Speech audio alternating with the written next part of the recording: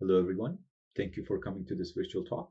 My name is Batu Aitemiz, and today I'll be presenting to you our paper, Your Buddy, the Grandmaster, Repurposing the Game-Playing AI Surplus for Inclusivity, on behalf of our team at UC Santa Cruz. We want to start with our conclusion. We want you to simply use your game-playing AI agents to assist your players. And for the next 10 minutes, I'm going to try to convince you of this conclusion. Towards the end, I want to start with my personal story and explain to you how I reached this idea. In 2013, this paper was released, playing Atari with deep reinforcement learning. And at the time, I was a freshman in college. And when I read this paper, my mind was blown. I didn't really understand much of it, but effectively, I could start thinking about all the ways we could use these fancy new AI techniques to enhance the gaming experience. Sure, it was only Atari games, but soon that changed. A few years later than this paper, the game of Go was beaten by AlphaGo. World's best Go player was beaten using a reinforcement learning based AI. And then OpenAI with their OpenAI 5 managed to beat really powerful Dota 2 players. And soon after, DeepMind with AlphaStar managed to beat really strong StarCraft 2 players. And as a budding AI researcher and a game designer, my response was, wow, we can obliterate our players. And yet, at the time, my game design experience was also going, and I had made a few games using AI agents in them. And I soon realized, as an AI engineer or an AI designer, obliterating our players really isn't the goal. That is not necessarily desirable and isn't much use in the game design industry, in the games industry. And I want to focus a little bit on that. That star should remind you of A star. I'm fully aware that this task of beating our players in any games bigger than a trivial toy example is a very difficult task that requires much investment and time. And if I were to actually attempt to obliterate my players, if that was the goal, I wouldn't reach for deep reinforcement learning or neural network based effects, but rather other techniques such as A star, MCTS, Minimax, planners, and so on and so forth. But thankfully, for the purpose of this paper, the details of the AI algorithms actually don't matter much. We can treat them as a competent game playing AI that comes from a black box. So we just need competent game playing AIs for this idea to work. So we want to use competent game playing AIs in the industry because decades of research went into it and a lot of investment went into it. So we need to answer the question, what can we do with this box? And remember, obliterating our players isn't the goal.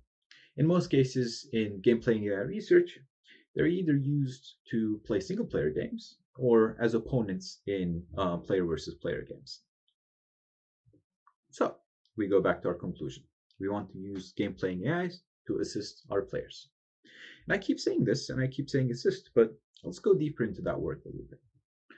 As you all know, people are diverse. And this diversity also comes in different abilities. Some people might have differing abilities of touch, seeing, hearing, even speaking, and other abilities as well. And when we think about disabilities such as these, we usually conceptualize them as permanent disabilities. That's what comes to mind. But they don't necessarily have to be permanent. They can also be temporary. My touching ability is reduced if I have an arm injury, or my hearing abilities are much reduced if I have an hearing infection. They can even be situational, right? If you're a new parent and you have a baby, then your ability to play a hard platformer is severely reduced.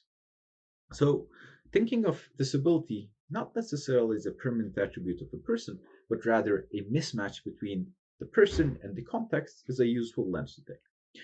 And similarly, in the game design industry, in the game development industry, assist modes have been cropping up in the past few years as a response to this understanding. Assist modes are making games easier, and that's okay. And now it has even become a point of pride for game designers to share and acknowledge the existence of assist modes. And this points to a cultural shift that happened in the last few years, as there was a lot of controversy around assist modes when they first crop up. One assist mode that is close to my heart is the one that exists in Celeste. And I want to talk a little bit more Celeste and the assist modes in general. So Celeste is a very difficult platformer. You play as Madeline, and your goal is to reach to the top of a mountain. And you do so by jumping, dashing, climbing, and effectively going through obstacles. And in order to explain an assist mode, I think I'm going to simply steal the words of the designers of Celeste. And I'm going to read their explanation to their assist mode verbatim. Celeste Assist Mode allows you to modify the game's rules to reduce its difficulty. This includes options such as slowing the game speed, granting yourself invincibility, infinite stamina, and skipping chapters entirely. Celeste was designed to be a challenging but accessible game. We believe that its difficulty is essential to the experience. We recommend playing without Assist Mode your first time.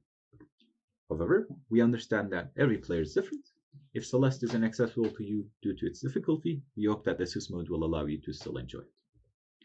And in Celeste Assist Mode, which I used extensively, you can tweak 4 different attributes. You can change the game speed, you can give yourself infinite climbing stamina, you can change the number of air dashes that you have, and you can even make Madeline invincible. And when I say use your game playing AIs to assist your players, I want you to think along these lines. While Celeste Assist Mode is really powerful, I believe we can utilize our game playing AIs to do even more. For example, in a real-time strategy game, the AI agent can take control of the individual units, allowing the player to focus on a higher level strategy. Or maybe in a sports game, after a match has been completed, the AI agent can point out the mistakes, helping the player to learn and improve at a much faster rate. Or simply, in Celeste, for example, the AI agent can point out the optimal path, so the person doesn't necessarily have to think about the challenge of pathing or finding the route. They can focus on simply pressing the right buttons at the right time, if that's the challenge they want to take on. Right, so these are cool ideas, but how do we generalize? How do we come up with assistance method ideas given a game? Well, I'm glad you asked myself, because in the paper we actually contribute a design exercise. And it's a simple design. It has 3 steps. Given a game, first you need to identify the different challenge types that exist in the game. Then, using these challenge types, you construct a design space of assistance methods. And the number 3 is you simply explore this space of assistance methods. Let's start by identifying the different challenge types of Celeste and use it as an example. So as I said, if you look at Celeste, the first thing that the player needs to do is to plan their route. Right? They need to decide where to jump, where to climb, where to dash, and which of these steps to take in what order. But even after making a plan, which might be correct or might be wrong, regardless, you also have to execute this plan. Just deciding that you're going to dash here and jump there isn't enough. You also need to be able to press the buttons. This terminology comes from the Diagnostic Taxonomy of Failure. It is our paper that was published in FTG 2020. This taxonomy is especially useful for this purpose, and we would invite you to use it, but you can identify the different challenges using whatever terminology you see fit. After identifying these challenge types, planning and execution for Celeste, we need to construct the design space of assistance methods. So for that, we get 2 axes. One axis is execution and one axis is planning. What are these axes exactly? Well, they are the magnitude of our game playing AI execution system, or magnitude of game playing AI assistance, right? So this space spanned by these 2 axes are the assistance methods of AI assistance types in Celeste. So on the top right, magnitude of AI assistance in execution being full, and also the planning assistance being full, is a traditional game playing AI agent. The agent simply playing through the game. And this is where we start. But if you actually decide to help the player in a single axis, you can help them only to plan, or you can help them only to execute their plan. Right? And after spanning this design space, we simply start exploring. And we do this exploration by picking points. For example, let's help our player only in the assistance challenge and give them a high magnitude of help. Well, we call that assistance type ghost, and that simply spawns a ghost and shows the player which route to take. How about this? What if we want to help our player on the execution assistance side and help them a fair bit once again? Well, we call that method click to move, and in this case, wherever the player clicks, the agent simply goes there. Now the player only has to plan and doesn't have to press the buttons themselves. And these two assistance methods we actually implemented and tested, and you can find the details in the paper. But after these maximum assistance in the individual axes, you can actually start scaling down the magnitude of assistance and come up with different ideas for both planning and execution. And the details, once again, are in the paper. But as you can see, there's a juicy white area that is unexplored, and you can start asking questions about the combinations of assistance. That's where things get exciting. And I am sure there are ideas out there that our team haven't been able to explore. So you can use this method to come up with very different execution methods, or assistance methods rather.